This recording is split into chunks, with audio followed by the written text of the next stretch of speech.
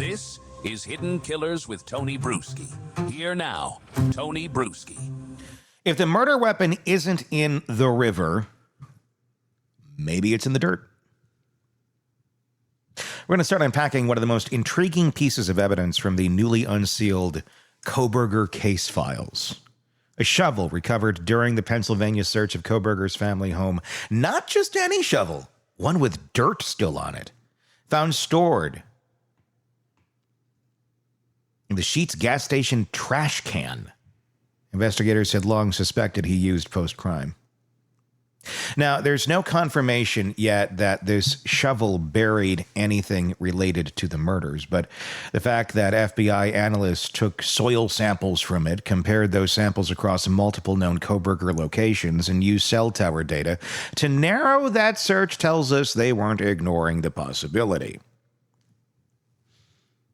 Retired FBI Special Agent Jennifer Coffindaffer joins me to look at what that shovel might represent, not just as a physical object, but as a psychological move. Because if you believe the crime was premeditated, then what happened after the murders matters just as much. The cleanup, the concealment, the trophies, or the disposal. I mean, think about it for a second. Unless you're landscaper, or you're going somewhere with an intent to dig a hole, you probably don't have a shovel in your trunk. Unless you're in northern states and it's a snow shovel. Then I get you. But like a garden shovel, or a yard, I don't know what it's even technically called. You know, the one you put your foot on, dig in the ground, dig a hole with. Those types of shovels. With dirt on in your trunk. Then you're a criminology student and you don't have a yard or garden or any reason to really be digging stuff randomly, and you committed that crime, one may assume that that has something to do with that crime. That leads us to the darker theory. Did Bryan Kohberger bury the knife? Did he keep anything? Did he want to revisit the evidence later, like other offenders have? Or did he destroy it along with everything else to vanish his involvement completely? And finally, what are the odds he tells us someday? Let's get into it with Jennifer Coffindaffer. There was also reporting early on, I believe it was in one of the affidavits of when they went through Kohberger's house, they took his mattress, and people had seen some of that as it was being excavated out of the house. There was some stains on it. There was speculation, is that blood on that mattress?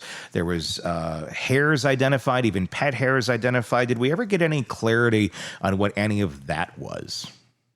I still have not seen the clarity on that. I did see very recently the shovel address. Mm-hmm. So his Elantra was searched in Pennsylvania, and in there was a shovel. And there wasn't much detail about that shovel, by the way, mm-hmm. Whether it was a spade shovel. Mm-hmm. This was something we discussed ad nauseum when it first happened, but we didn't have a lot of information. Now we know at least that this shovel had dirt in and around it.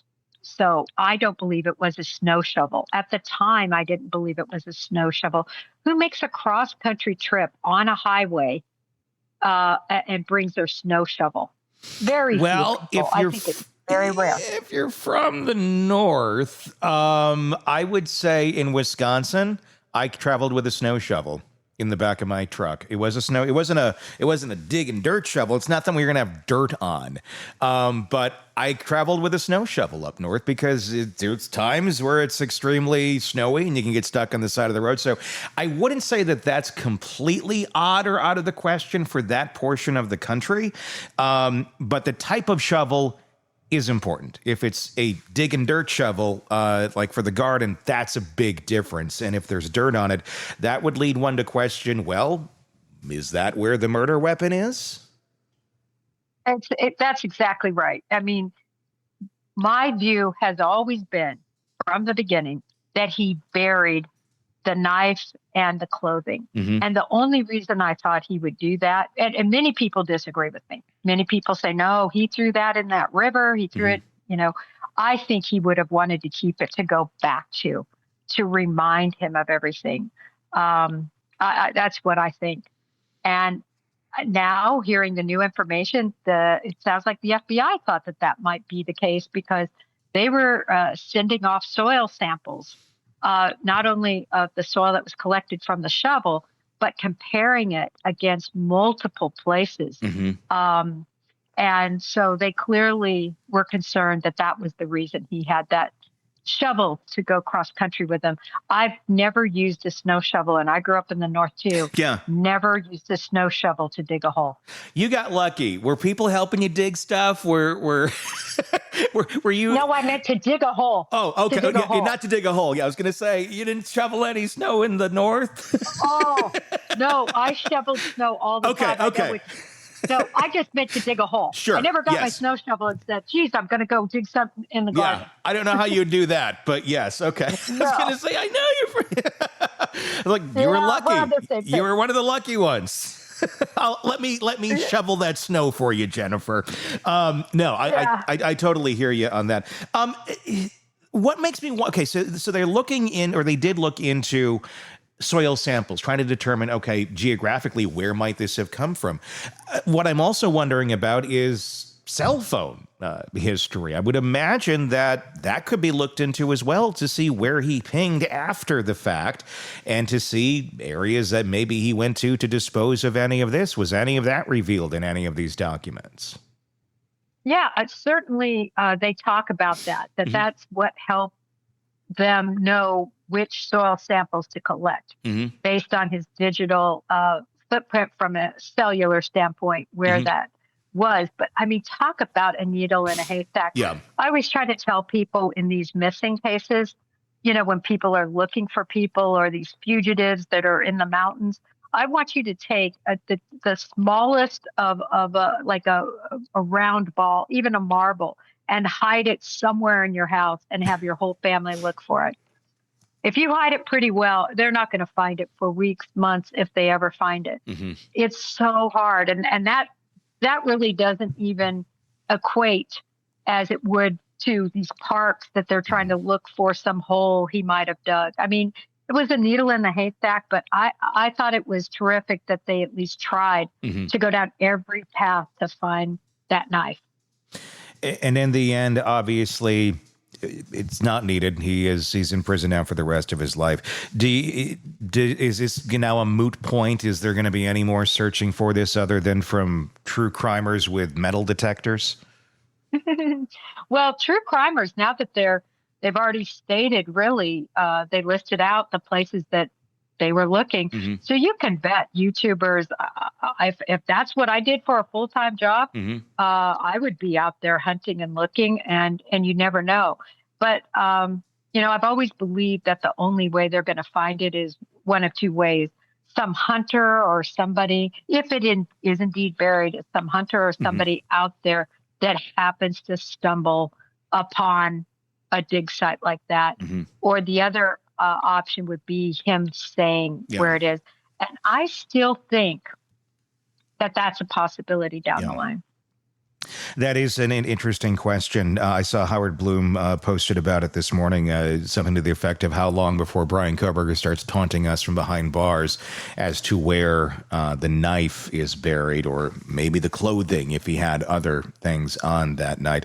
And it does make you wonder. It does make you start to wonder more as we ponder what the existence of Kohberger is going to be like in prison. Is he going to continue to try and emulate other killers like BTK, or insert other serial killer here, which he seems to have a penchant for doing, to try and keep himself relevant? Do you think we're going to see that with Kohberger?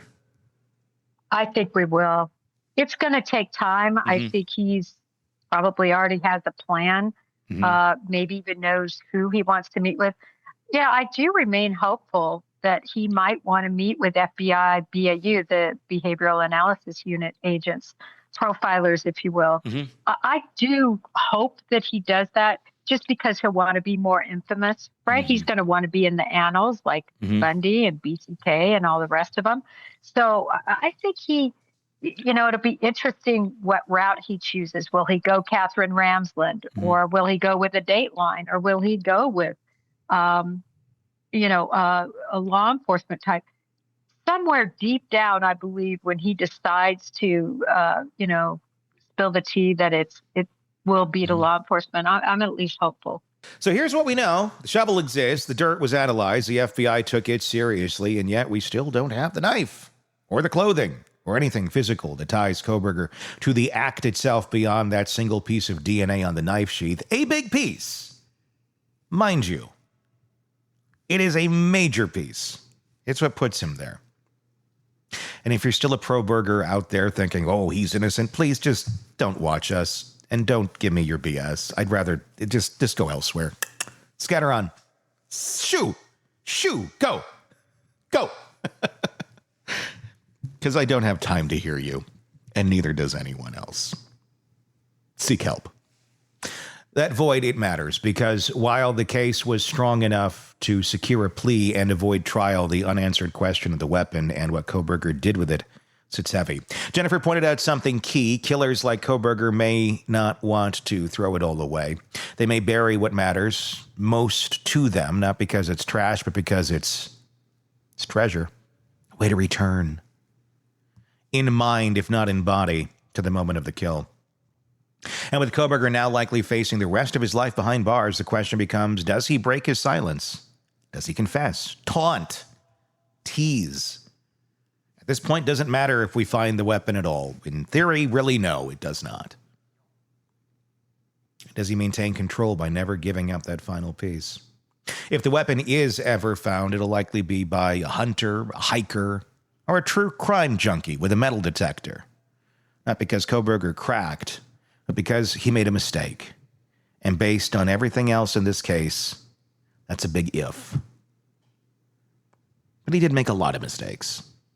A lot of rookie mistakes. And this is probably one of them. Maybe someday he'll want to be heard again, and if he does, that shovel might finally make sense. Let me know your thoughts in the comments section on YouTube. If you're not already there, search Hidden Killers with Tony Bruschi. Search the same thing wherever you get podcasts if you want to follow us there. Heck, follow us in both places so I can be in your ear 24 hours a day, 7 days a week, telling you about true crime. What could possibly be better than that? I can think of a lot of things, but, to each their own. Please do press subscribe either way. It does help others find out about the show and see the coverage of our cases that we follow for you right here at the Hidden Killers podcast and True Crime Today. My name's Tony Bruschi. We will talk again real soon. Want more on this case and others? Then press subscribe now and don't miss a moment of true crime coverage from Tony Bruschi and the Hidden Killers podcast.